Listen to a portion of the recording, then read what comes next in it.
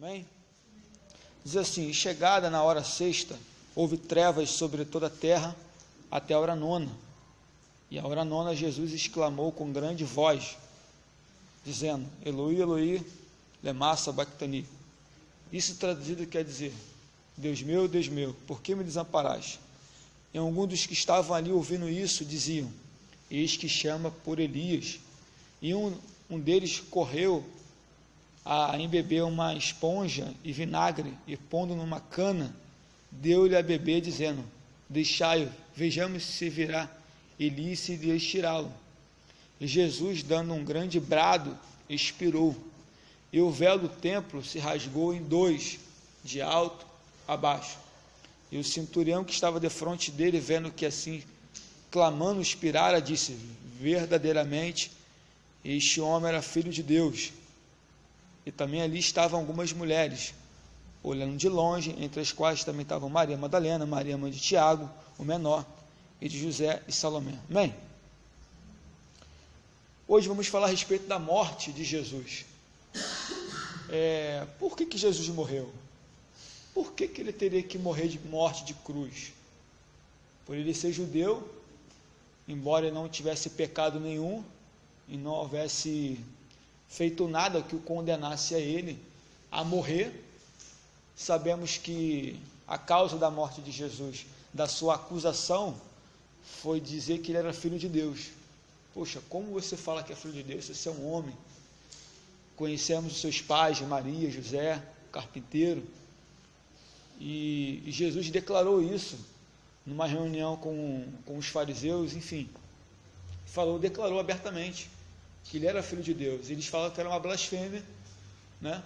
E o sumo sacerdote rasgou as suas vestes ali e acusou de blasfêmia lá, e dizer: olha, a causa é essa aí, está dizendo que é filho de Deus. Para que mais acusações? Então Jesus foi acusado, né, assim, por o simples fato de falar que era filho de Deus. De fato ele era filho de Deus. Amém? Sendo que, pelas escrituras sagradas, ele tinha que morrer com a morte de cruz. Ele mesmo relatava para os seus discípulos que convinha que o Filho do Homem padecesse, né, fosse açoitado, fosse escarnecido, mas que ao terceiro dia ele ressuscitaria. Então, para os discípulos era meio difícil de entender isso, porque o mestre Jesus, né, o líder dos apóstolos, ele morreu com morte de cruz, o salvador da humanidade, o que viria, o chamado Messias das escrituras sagradas, que a Bíblia diz a respeito da promessa da vinda do Messias. E como é que você fala que vai morrer com morte de cruz, se você é o Filho de Deus? Então, era difícil de aceitar esse tipo de mensagem. E o próprio judeus, na qual Jesus veio para os judeus primeiramente, diz a Bíblia, que primeiro ele veio para os judeus, porque a salvação vem dos judeus. Os judeus não quiseram aceitar Jesus como Messias, não quiseram aceitar Jesus como Messias, porque além de ele ser filho de Maria e José, era um carpinteiro. Os judeus esperavam Jesus, um Messias, vindo numa realeza, vindo num cavalo branco, vindo com aquela pompa de um rei, como os reis anteriores, né? Os reis famosos. Então eles esperavam que o Messias, quando aparecesse para Israel, para os judeus, ele fosse aquele nível. E Jesus veio simples, como carpinteiro, filho de Maria, filho de José. Aí para os judeus: esse é o Messias? Esse é o Messias? Tanto que a Bíblia diz: pode vir uma coisa boa de Nazaré, que Nazaré era uma periferia onde Jesus morava, em Nazaré. Então, para os judeus era difícil compreender que o Messias fosse alguém, fosse Jesus. Então eles não aceitaram que Jesus fosse o Messias. Amém?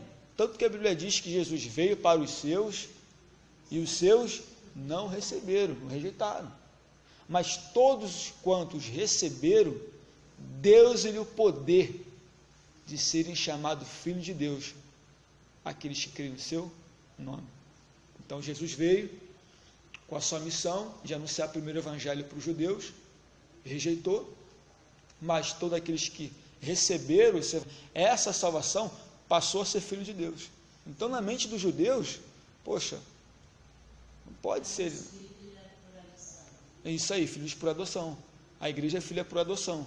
Então, para os judeus, era difícil compreender isso, que o Filho de Deus, né, teria que morrer na cruz do Calvário. Amém? Continuando, diz aqui na introdução, a lógica humana não compreende as coisas de Deus. Esse dito possui uma forma similar com o texto de primeira carta aos Coríntios, capítulo 2, versículo 14. Abra por gentileza aí, primeira carta do apóstolo Paulo aos Coríntios, capítulo 2, versículo 14. Então, como eu expliquei aqui, para os judeus era difícil compreender, difícil aceitar que Jesus fosse o Messias esperado por Israel, pela sua aparência, pelo seu estilo de vida, da onde ele veio. Amém? Então, para o homem natural, é difícil compreender as coisas espirituais. Capítulo 2, versículo 14, quem achou pode ler por gentileza. Ora, o homem natural não aceita as coisas do Espírito de Deus, porque eles são loucura, e não pode entendê-las, porque elas se decidem espiritualmente. Isso aí. Então, as coisas de Deus, para o homem natural, ele não consegue discernir o que é espiritual. Amém? Então, a morte de Cristo Jesus tem um lado histórico, tem um lado espiritual, da questão da nosso resgate, né, da nossa salvação, porém os judeus não entenderam isso. Não entendeu essa vinda de Jesus, do Messias, tanto que os judeus estão até hoje esperando o Messias. Até hoje eles estão esperando o Messias. Sabia disso? Esse Jesus que veio aqui na terra, que pisou aqui na nossa terra, eles acreditam que Jesus foi só mais um profeta. Foi só mais um que passou aqui na terra e acabou. Nem eles, os ortodoxos, né, não dão credibilidade a respeito do ministério de Jesus, nem da sua vinda. Agora, há judeus também que se converteram, que chama-se de judeus messiânicos. Tá bom? Então, na nossa introdução, é que o homem natural, ele não consegue discernir as coisas espirituais de Deus. Amém? Aí diz assim, sem dúvida alguma, a morte de Jesus enquadra-se nessa perspectiva. Esperava-se com pompa, né, um rei, mas ele veio de forma simples, aguardando, né, as pessoas aguardavam ali o Messias como se fosse um homem soberano, né, poderoso, mas ele se manifestou como Filho de Deus de uma forma humilde, carpinteiro de Nazaré. Então é isso, irmãos. Essa introdução aqui, para os irmãos entender o que passava pela mente dos judeus a respeito de Jesus, a respeito da sua vinda, tá bom? Então Jesus veio como forma humilde. Vinde a mim, todos estáis cansados e sobrecarregados, eu vos aliviarei. Amém? Então, uma forma humilde, simples. A Bíblia diz que ele era homem de dores. Era um homem de dor, um homem que trabalhava. E, poxa, se o cara diz que é rei, por que o cara é um carpinteiro? Por que ele morre em Nazaré? Por que ele é filho de José e Maria? Amém? Mas a Bíblia diz que quando os magos foram até Jerusalém, quando vê aquela estrela brilhando no Oriente, e foram em busca, né, daquele sinal e foi até Jerusalém, falou assim, aonde está o rei dos judeus? Porque viemos aqui o adorá-lo. O único ser humano na terra que nasceu rei foi Jesus. Todo ser humano, né, que nasce nessa questão de descendência de reis, né, o rei passa para o filho e assim por diante. Jesus não. Jesus já nasceu rei. Aí o Herodes o Grande ficou furioso. Pô, rei aqui sou eu, pô. Como que diz que... Não, pô, eu esperei a minha vez chegar para sentar no trono. Como é que alguém diz que nasceu rei dos judeus? Rei aqui sou eu, pô. Porém, a Bíblia diz que Jesus já nasceu rei.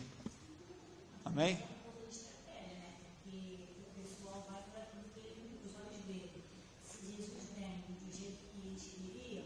Todos vão se prostrar em aceitar ele normalmente. Isso aí, pô. Isso aí.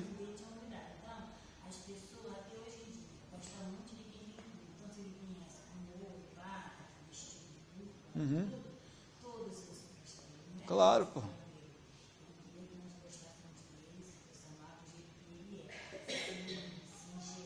Isso aí. Tanto que o próprio Jesus, Jesus falou o quê? Isso aí, pô. Jesus falou o quê? Quem vê a mim, vê o Pai. Eu e o Pai somos um. Jesus era o próprio Deus aqui na terra, como homem. Então, como é que um ser todo poderoso toma a forma humana, igual a nossa, e tu vê a simplicidade de Jesus, tu vê o discurso de Jesus, o amor de Jesus, era o próprio Deus. Era o próprio Deus ali, encarnado ali em Jesus, pô. Entendeu? Então você vê, como a irmã falou, ele poderia muito bem, de diversas formas, para atrair as pessoas, para ele ser bem mais aceito. Mas Jesus veio de uma forma que, infelizmente, muitos não aceitaram, amém? Vamos lá. Depois dessa introdução, primeiro tópico, bota aí, ó, a necessidade da morte de Cristo. Escreve aí, a necessidade da morte de Cristo. Por que Cristo morreu? Temos que entender isso. Por que Cristo veio à humanidade para morrer? Pelos nossos pecados.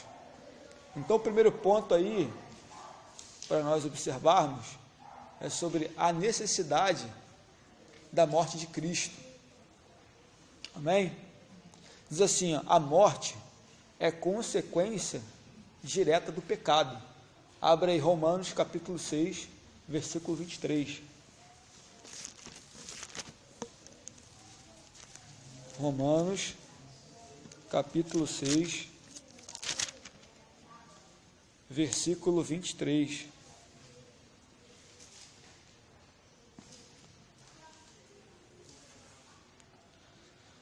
Diz assim, pois o salário do pecado é a morte, mas o dom gratuito de Deus é a vida eterna, em Cristo Jesus, o nosso Senhor. Então, o que significa a palavra morte? Significa o desligamento do corpo e da alma. A palavra morte é isso, é o desligamento, ou da alma e do corpo, é aquela separação. O corpo volta para o pó, e a alma, diz a Bíblia, que segue seu juízo. Está ordenado ao homem morrer somente uma vez, depois o que? Segue o juízo, ou é o céu, ou é o Hades, amém? Sendo o que? Como se a Bíblia diz que por um homem entrou o pecado no mundo, então esse pecado passou para toda a humanidade, passou para toda a raça humana. Para nós entendermos essa situação a respeito do pecado, temos que olhar para o livro de Gênesis, que é o princípio de todas as coisas. Lembra quando Deus falou para Adão e Eva, no jardim, eles estavam livremente de comer todo tipo de fruto que havia ali, sendo o que? Da árvore que do conhecimento do bem e do mal. Se comesse daquele fruto, certamente ele iria morrer. Abra Gênesis capítulo 2, versículo 17. Anota aí também na sua folha também.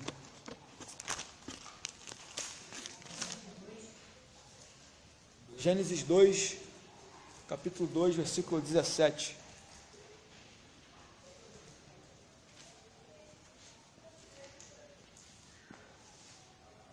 Diz assim, mas da árvore do conhecimento do bem e do mal, dela não comerás, pois no dia que dela comeres, certamente morrerás. Lá no jardim do Éden, havia a árvore da vida e a árvore que é do fruto do conhecimento do bem e do mal. Então, a única ordem que Deus dá para o casal, é que se comesse daquele fruto, certamente morreria. Porque até então, logo depois da criação da Eva, né, porque Deus falou que o homem não era bom viver sozinho, então Deus cria uma auxiliadora, quando Deus criou a mulher, foi para o quê? Para auxiliar, para estar aqui lado a lado. Então, após essa criação de Eva ali também, ela sabia da ordenança de que se comesse do fruto morreria. Mas o inimigo, que era astuto, ele usou como veículo ali a serpente e acabou enganando Eva. Olha, se você comer, você vai ser como Deus. Tu vai saber o bem e tu vai saber o mal. Vai ser como Ele. Então, o que ela fez? Pegou o fruto, viu que era agradável aos seus olhos, foi, comeu e deu para Adão. Quando ambos comeram e viu que estavam nus, eles se esconderam do Senhor. Não foi isso, irmãos? Então, ali que entrou o pecado na humanidade. E entrou o pecado e entrou o quê? A morte. E automaticamente aquele casal foi expulso do jardim. Jardim de delícias. Então, o livro de Gênesis é o início de tudo. Às vezes, a pessoa pode falar assim, mas por que o ser humano morre? A explicação está aqui. A Bíblia te dá a base. A morte vem por conta do pecado. O salário do pecado é a morte. Ou seja, a morte paga em dia. Amém? Ela vem para todo mundo. E ela paga em dia. Sendo que a Bíblia também fala também que Deus enviou Jesus de forma gratuita para que nós pudéssemos ser salvos por intermédio dele. Então a salvação é algo gratuito que Deus ofereceu para a humanidade. Assim como o primeiro homem que desobedeceu, o primeiro homem, Adão, e o segundo Adão, que falamos que é Cristo, ele veio justamente o quê? Para nos salvar toda a humanidade.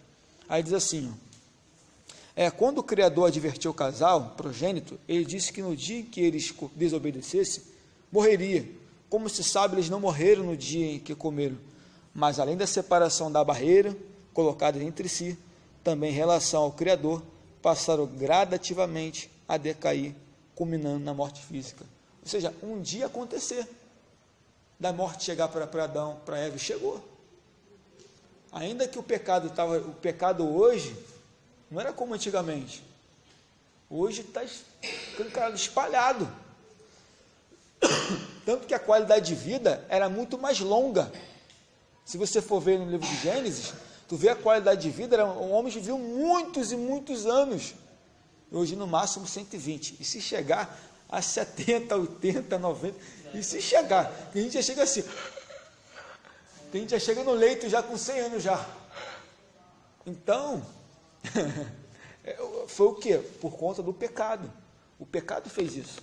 O pecado, viu? Ele arrebentou com a raça humana. Amém? Segundo ponto aí, anota aí, por gentileza. A ruptura entre Deus e a humanidade. Observamos que a primeira situação que aconteceu foi o quê? Com o pecado veio a morte. Amém? Segundo ponto, a ruptura entre Deus e a humanidade. Logo após o pecado ter entrado no mundo, e a morte também, porque quem criou a morte foi o próprio Deus, automaticamente houve o que? Uma separação entre o homem e entre Deus. No jardim do Éden não é uma maravilha? Deus não falava na viração do dia com Adão e com Eva?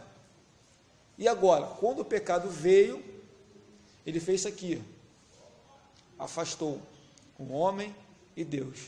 Então, segundo a Bíblia, fala o quê? Que o pecado é que faz separação entre Deus e o homem.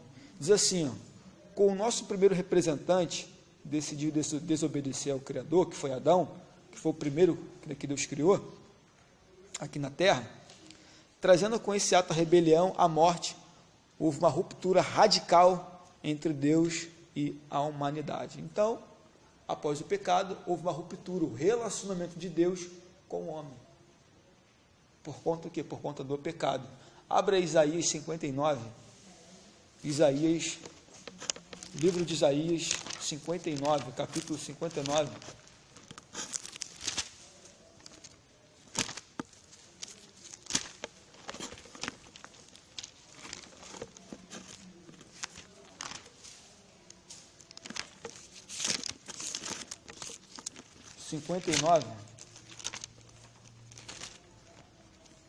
Versículo 2. Quem achou pode ler, por favor.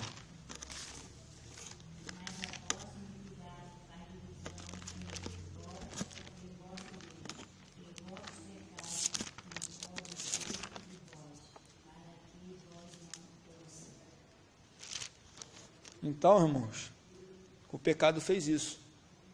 Fez essa ruptura, né, espiritual, a comunhão com Deus. Fez essa separação. Abra também Romanos capítulo 5, versículo 12. Aí vocês vão notando essas referências bíblicas na folhinha, que é importante, sobre a ruptura entre Deus e a humanidade. Aí você coloca também na folha aí, Romanos capítulo 5, versículo 12. Isso.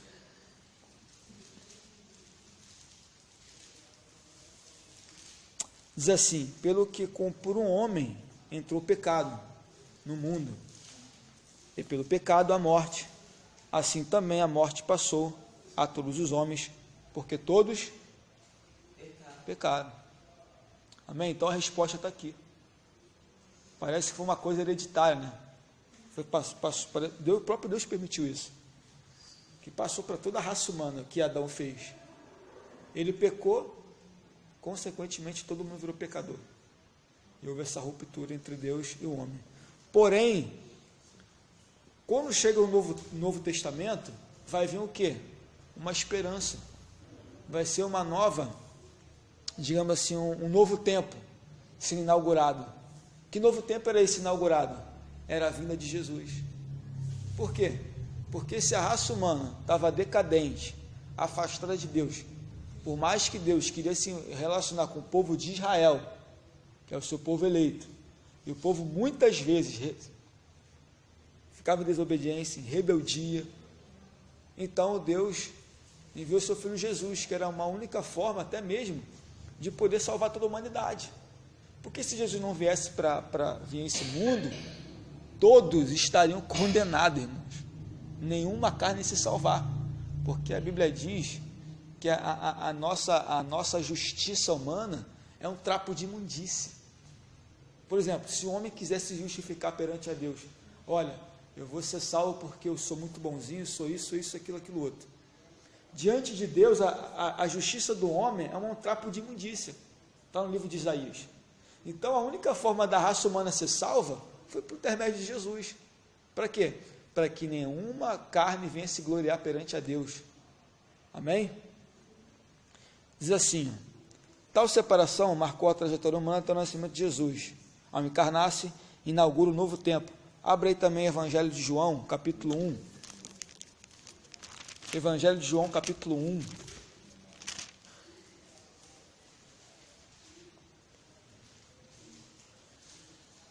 Versículo 11 e 12.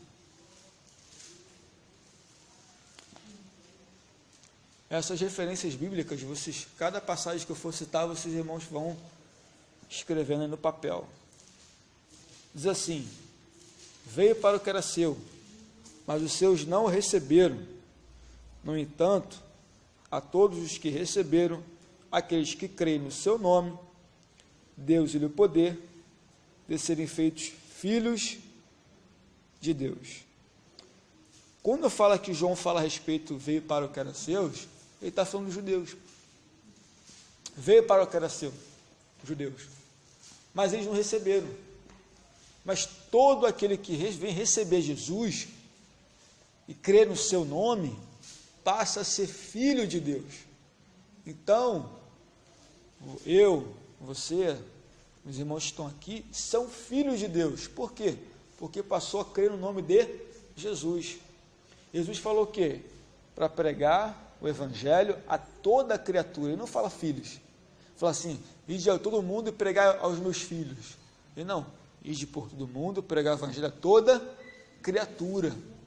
O ser humano só deixa de ser criatura, de ser chamado criatura, quando passa a crer no nome de Jesus. Aí ele passa a ser filho de Deus.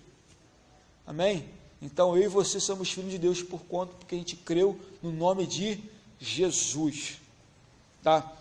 Enquanto o Filho de Deus não vinha, quando esse ato não aconteceu de Jesus vir na terra, o próprio Criador ofereceu várias possibilidades de arrependimento aos seres humanos. antes de Jesus vir, o próprio Deus ofereceu várias oportunidades para o ser humano. Amém? Várias chances Deus ofereceu. Abra aí, carta aos Hebreus. Anota aí também a carta aos Hebreus.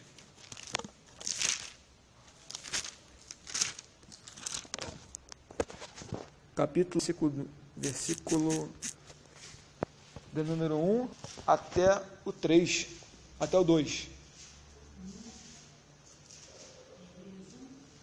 Hebreus capítulo 1, versículo 1 e 2.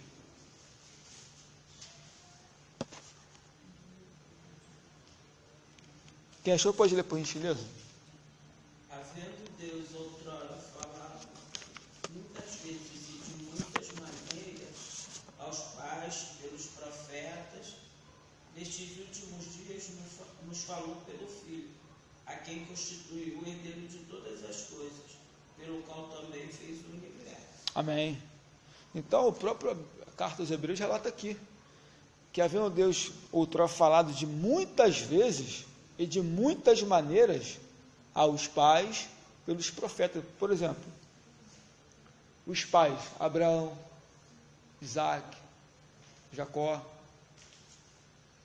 Vê que falou por intermédio de profetas, usou profetas para falar para o seu povo, enviou anjos também. Então Deus, de várias maneiras, Ele pôde proclamar a sua palavra, mas infelizmente muitas delas, o seu próprio povo acabou rejeitando, tá bom? Vamos lá, tópico 3 aí, nota aí, tópico 3, a restauração entre Deus e a humanidade. Agora escreve aí, ó. A restauração entre Deus e a humanidade. Restauração entre Deus e a humanidade.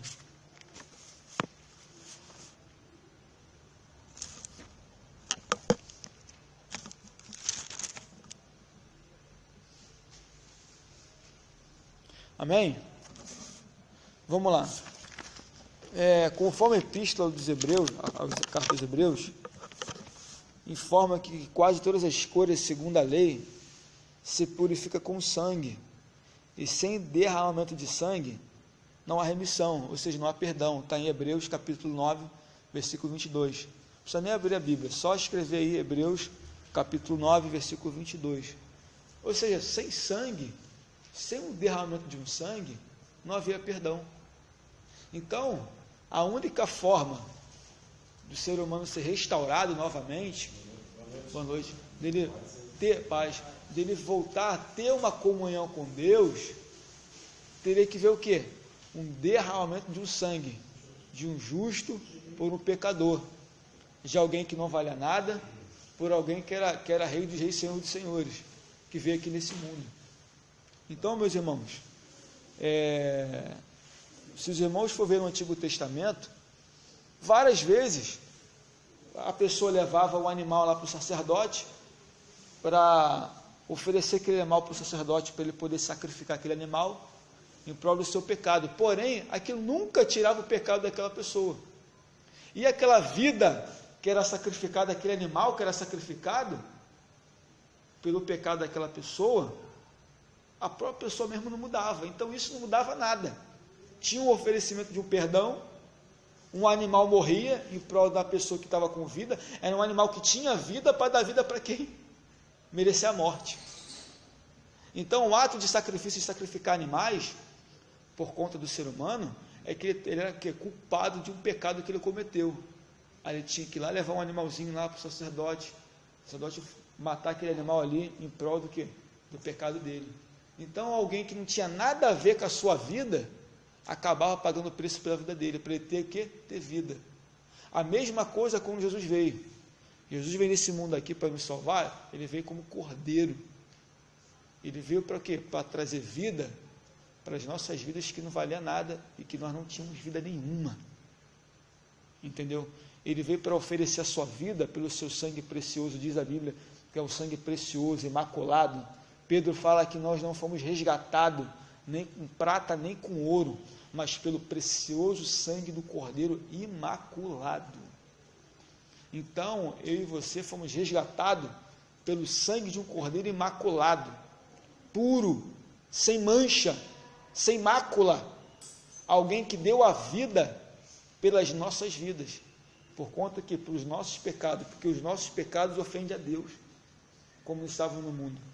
E quando Jesus veio para morrer pelo pecador, pelo culpado, veio justamente para que propósito além disso? Para que o ser humano voltasse a ter uma comunhão novamente com Deus.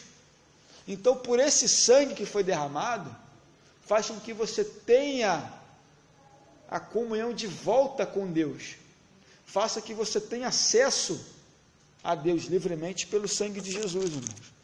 Amém? Então, o sangue de Cristo derramado na cruz fez com que nós pudéssemos ter vida e sair do estado de culpa, de condenação, para sermos livres e libertos, irmãos. Entendeu? Então, no Antigo Testamento havia essa forma litúrgica que o próprio Deus estabeleceu. Quando chega o Novo Testamento, as coisas mudam. Aí Deus envia Jesus como Cordeiro único para morrer por toda a humanidade. Ou seja, a única forma de Deus salvar a humanidade foi enviando o seu Filho. Além de recebermos o perdão de pecado, Jesus nos tirar o fardo pesado, voltamos a ter a comunhão com Deus. Abra aí Hebreus, capítulo 10. Carta aos Hebreus, capítulo 10, versículo 19.